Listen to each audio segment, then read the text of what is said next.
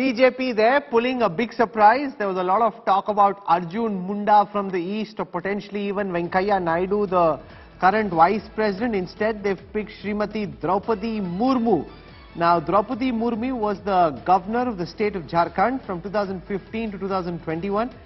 Prior to that was a member of the national executive of the BJP, had been in the scheduled tribe Morcha of the BJP. Was elected district president of Mayurbhanj West in 2013. She's been awarded the best MLA of the year 2017 by the Legislative Assembly of Odisha. JP Nadda just mentioned that in his briefing. She used to be an assistant teacher at the Sri Aurobindo Integral Educational Center in Rairangpur in Odisha. Served as a junior assistant in the irrigation and power department in the government of Odisha in the late 70s. Started her political career in 1997, won as the councillor, became the vice chairperson of Rairangpur. Rahul Srivastav joins us. Rajdeep Sardesai is with us. Rahul, there was a lot of talk of Venkaiah Naidu, Arjun Munda. In comes to bat our likely new president, Draupadi Murmu. Yes, Rahul. If she wins, she will be the first tribal chief, president of India. And if we put things together now, we were talking about a woman president, a tribal president. I think the BJP has eventually sprung a surprise with Draupadi Murmu. Rahul, very interesting because you see, a tribal chief minister, a tribal president of India is a huge political signal to several states, Rahul. And now starting from Gujarat, for example, that's one state where the BJP was losing ground among the tribal voters. This could well be perhaps the first political signal being sent out. Then Jharkhand, a state that the BJP lost. Odisha, Rahul, that's where she comes from. She's from the Mayurbhanj district in Odisha. So it's a BJP sending out a very strong signal. Also, if you see the last elections in Uttar Pradesh, with the kind of response the BJP got as far as the women voters are concerned, a woman president by the BJP definitely could well be strengthening that constituency which the BJP is trying to make its own. It's a good, interesting contest which will be there because the NDA is big shot, but is looking out for support from several players like the TRS, YSRCP, BJD and others. BJD especially will find it difficult to oppose now Draupadi Murmu because she is from that state. Rajdeep, Ramnath Kovind came as a surprise here as well. I doubt Draupadi Murmu was on anybody's long list, forget short list. Here, but she has all the makings. Woman, tribal, from the east, taken together, the BJP is sending out a potent political message. You know, Rahul, I hate to say I told you so, but on a program, Neta Nagri on Lallat Top, our sister website, I had said this 4 to 6 weeks ago. You named Draupadi Murmu?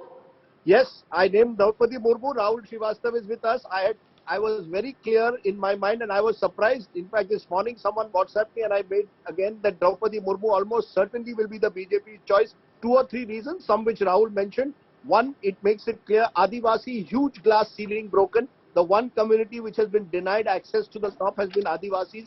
Remember, they've been solid BJP supporters in the last 2 general elections, 2014 and 19.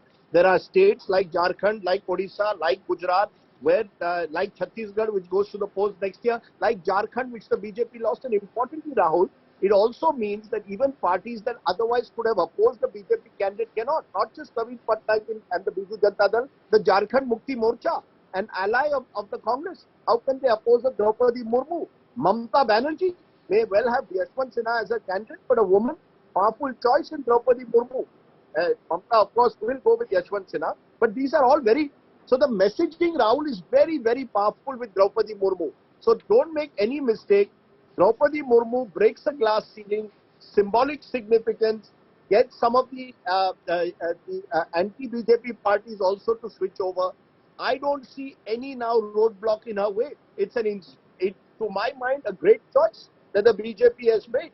Because, you know, it is one thing when K.R. Narayanan was made the first Dalit president about 23 years ago, a glass ceiling was broken. When Pratibha Patil was made first woman president, Now you got the first Adivasi and a woman. It's, it's a huge step, and I am not surprised at all because it, I think, breaks the opposition coalition and makes it that much easier now for the NDA to get Draupadi Murmu elected. And it will also show that the BJP, in a sense, is much more aware of social change rather than the opposition, which has chosen Yashwant Sinha, who, has been a long-standing politician, but doesn't represent change in the way, social change, in the way that a Draupadi Murmu will be. The So, government has put out a note, Rajdeep, explaining why they've picked Draupadi Murmu and taking people through some of the reasons. I'll read out some of the pointers in that note. The first tribal president in India's history. There hasn't ever been a female tribal president. First president from Orissa. Nobody from the state of Orissa has been president. She apparently studied in extremely difficult circumstances, was born in one of the most underdeveloped districts of the country, born in a family which was immensely poor. She taught in the Sri Aurobindo Integral Education Center in Rairangpur without a salary. So she's been a star performer as MLA, has diverse administrative experience, including as governor of the state of Jharkhand, and therefore the government believes that this is personifying the idea of Sabka Saath, Sabka Vikas. And therefore, when it happened this morning that both Home Minister Amit Shah and BJP President Nadda went to meet Venkaiah Naidu, I said to somebody in the newsroom that it's almost clear that anybody whose name that you know can be seen, whose candidature is so much in the public eye, is very likely not to make it. And Draupadi Murmu instead is the choice. And that announcement coming today, Rajdeep, your sense of whether it will be a hard-fought election, or do you think that this is just, given how close the BJP is to the majority mark, it's only a matter of time before some of these parties declare the support to President Murmu's candidature? It was 49% to 59% actually for all the, in the advantage of all the non-BJP opposition. If they all came together, Srivastava will correct me if my figures are wrong, but with Biju Janata Dal, certainly will back an Odisha candidate. YSRCP, Jagan Mohan Reddy will go with the government. Parties like the Jharkhand Mukti Morcha will find it impossible not to back a Draupadi Murmu.